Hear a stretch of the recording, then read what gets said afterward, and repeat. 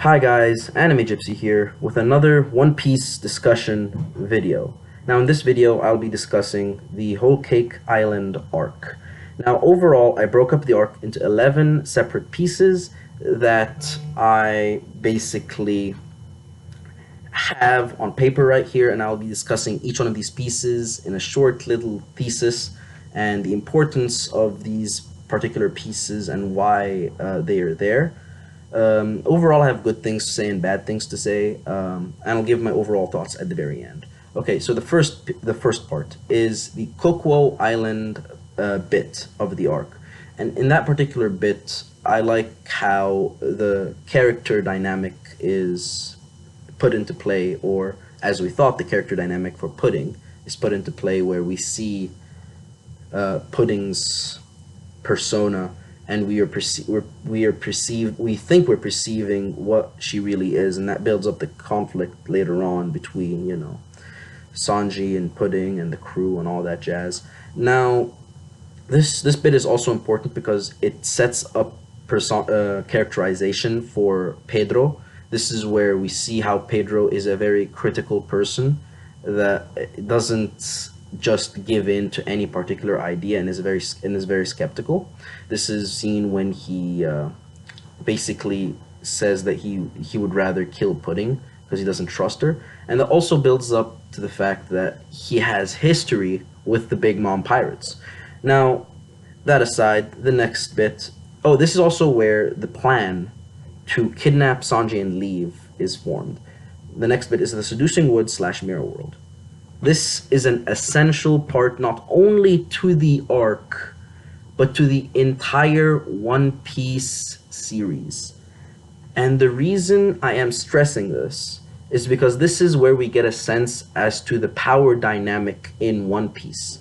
This is where we understand that Yonko commanders are above supernovas at the current point of time, and that Yonko are just considerably far above the commanders themselves.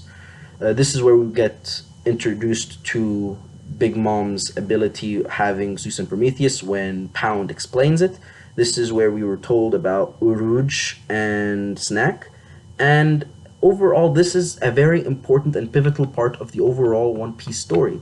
Yet it was executed in a very atrocious fashion, to the point that it became just very grotesque to watch. It was paced way too long. It took too much time. It just could have been done a lot better in my personal perspective. I think the pacing should have been a lot faster in the Seducing Woods. Now, the Mirror World. The Mirror World is basically, in my perspective, an essential part of that particular arc, but nothing else. And I didn't enjoy it, but I understand its importance. Now, the next part I'm going to be talking about is the intro of Germa 66. This is where we get introduced to Judge, and Ichiji, and Niji. And this is important because it sets up the family dynamic of the Vinsmoke that we don't get to see up until that point. You may argue that, hey, we got to see Yonji's perception, but we also got to see Reiju's perception of family and her ideology in that when they met Luffy at sea. But those two personas are very different. You have Reiju, who's kind, and Yonji, who is dead inside, basically due to Judge. And that didn't give us, the fans, a clear understanding of where the Vinsmoke were, basically, in terms of family dynamic. It was during that particular part that we get to see how cold the family dynamic is, and how it was motivated by money, basically. It was monetarily influenced, where everything ran on money, because everything in that family ran on providing services to nations to get said money to gain power.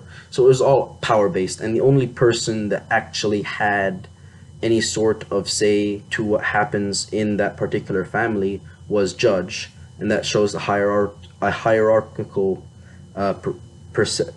dynamic to the whole family, where Judge is the only individual with anything to decide, basically. All right. So after the Vinsmoke introduction, we have the prison where well, part of the Seducing Woods is Luffy meeting up with Sanji and Luffy fighting the Big Mom's army. And that part was also significant because it shows that the capabilities of Big Mom's underlings, aside from the Sweet Commanders, is also vast. You see individuals like Oprah, Rip, and Amande, and, and Montour, who have considerable power. And you have individuals who aren't even ranked that high in Big Mom's crew who are capable of manipulating Bososhoku no Haki, armament Haki, basically. And that builds up the dynamic of the Big Mom pirates because it shows you that, hey, those guys aren't scrubs, but they're nowhere near the top, which we kind of get an understanding of when we see Cracker's ability because it was insane. Now, a lot of people think Cracker's a scrub. I don't see how Luffy wasn't able to defeat him by himself. Nami had to be there to pamper his ass when the time ran out and when he needed to destroy the Biscuit Soldiers. I think the anime does a poor adaptation of Cracker's abilities. Luffy shouldn't have been able to defeat Cracker soldiers that easily without Nami's reign. That's something that we get a misconceptualized version of in the anime. Now, that aside, we get the prison scene. And in the prison scene, this is where you have Luffy and Nami understanding. And I'm lumping this in with the Sanji pudding scene because they happened at they happened at about the same time. And they have a lot to do with one another. Basically, this is when they find out about Pudding's persona. And this is where Sanji finds out about Pudding's persona. When, you know, they were in the bedroom and he was talking about her, oh, you're my sweetheart, yada, yada, yada. And the next day he comes to her and overhears her interrogating Reiju. Now, that, in my perspective, is a very important part of the overall arc. And because it shows the family dynamic of Big Mom, how you have individuals that are this sadistic in the family, and how Big Mom has no problem manipulating her daughter into basically backstabbing someone else. That just shows you a lot about Big Mom and the overall discovery of the Germa plan, basically. Now, there's a separate scene happening at the same time, and that is the Brook Pedro break in. And in my perspective, that part is important for characterization in Pedro and Brook's respects because it shows the capabilities of both of them. And I would say that Brook and Pedro are about as strong as one another. Actually, no, I'd say Pedro is a bit stronger given his 360 million berry bounty. But Brook really proved his worth this arc. He proved to be a reliable part of the crew when he stole the poneglyphs in that particular bit, and that really builds up for Brook fans. And it really, really made a huge part of the fandom move into the Brook, the Brook fan bit. Like, a lot of people became Brook fans during that particular piece. And we have then the breakout where everyone breaks out of Big Mom's castle, and that's where we get the Sanji Luffy bit where they meet again and all that jazz. And then we have the Capone Alliance, where the Capone Alliance is made, and basically that builds up this.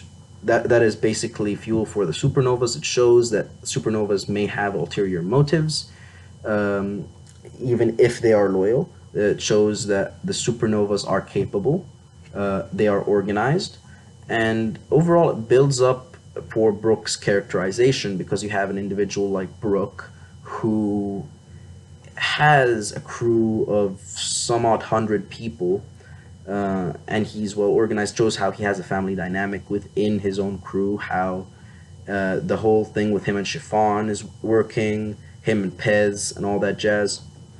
Now, that aside, you have the wedding. And this is probably one of the most insane bits in One Piece because you have a lot going on over the course of what, four weeks? Uh, no, 6 weeks, because 2 weeks we had the Big Mom flashback. And I'm not going into flashbacks because that would just take too much time. Now, overall, in that bit, we get to see how it, just the plan fails as expected because a storyteller wouldn't just tell a plan and it works. That's just not how it works. And we get an understanding of a Yonko's capability because Big Mom was able to avert the TX launchers very easily. Now the escape. That's the last bit. This is where we get a real understanding of Big Mom's ability because she is able to not only travel at incredible speeds, she's able to attack, make insane attacks with Napoleon, with Zeus and Prometheus, and her just raw power alone is astounding. Um, and overall, it builds up characterization for the Big Mom pirates because you see how they act during crises, during the crisis of the Big Cake falling. It shows you that they have certain dynamics within the family and the crew itself. Motor, the strategist, that's why he's strategizing a way to catch the Straw Hats. Daifuku, a leader who led um, the Big Mom pirates into an attack against the Germa. You have Amande, who we don't get really much about Amande, never mind her. We get a lot in that particular escape, but I'm gonna stress this again. The most important bit is Big Mom's power. And finally, the last bit in that particular part is Pedro's suicide. Now, I think this is Oda telling us this is the new world. Nobody's safe. Well, with the exception of half of the main crew, and that we should expect stuff like this. The reason I think that we didn't see something like that happening in Dressrosa is because Dressrosa was the recruitment arc for the Grand Fleet, and you needed those characters to be alive. Though some of the characters in Dressrosa I just wish died, to be honest. I think that Oda's trying to tell us that, hey, more of this is going to happen. And I think this is also build up for Carrot joining the crew eventually. I think Carrot and Jinbei are going to be two of the last members of Luffy's crew. That would be 10 other members with them included, I believe. I heard that Oda started talking about 11 crew members alongside Luffy, but I think that's just a rumor. I think in one of the first episodes, Luffy said that he wanted 10 members of his 10 members in his crew, and with Pudding and Jinbei, that would conclude the 10.